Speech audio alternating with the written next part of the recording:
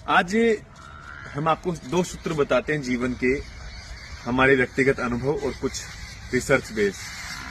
बीमारियां कभी भी किसी भी प्रकार से आप दवा बदल करके कभी उसे ठीक नहीं कर सकते हैं, क्योंकि जब तक आपकी आदतें नहीं बदलेंगी आप अपने आप को कभी ठीक नहीं कर पाएंगे। ध्यान से सुनो कैसे।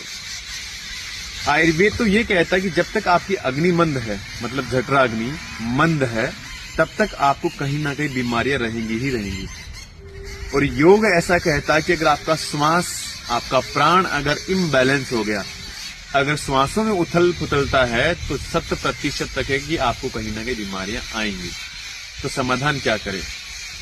अग्नि को मजबूत करने के लिए तुला आसन, गैस को रिलीज करने के लिए पवन मुक्त आसन, और विशेषतः जिनको मानसिक तनाव रहता है उनको नाड़ी शोधन क्रिया, अनुलोम विलोम विशेष करना चाहिए।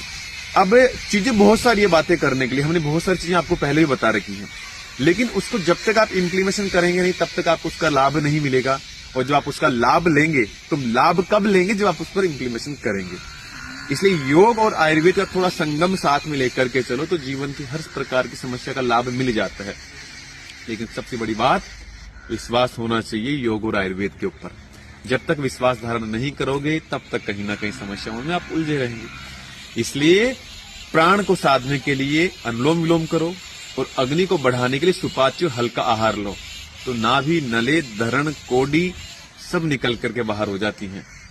आसन महत्व है, इसलिए आसन से हम वहां की हमारी मांसपेशियों को मजबूती प्रदान करते हैं। और योग से अलग हट के बात करें श्वासों का, तो श्वास वहां पर जीवंत प्राण फूंकते हैं। इसलिए जब आप गहराई वाले श्वासों के साथ आप आसनों को साधते हैं तो जीवन में कई गुणा आप अपने स्वास्थ्य को अति उत्तम विशेष स्तर पर लेकर के जाकर के उसका अनुभव प्राप्त करते हैं। इसलिए योग और आयुर्वेद के दम पर ही कहीं ना कहीं आप अपने अपने जीवन को पुनरुत्थान करके एक नई दिशा में लेकर के चल सकते हैं। तो पेट से संबंधित कोई भी समस्याएं हैं तो हमने बार बार कहा है कि जो कहा है उस पर काम करो। बाकी और जानकारी के लिए आप हमारे पेज को फॉलो कर सकते हैं, उसे जान सकते हैं। आप सबके अच्छे स्वास्थ्य की कामनाएं करते हैं। आप सबको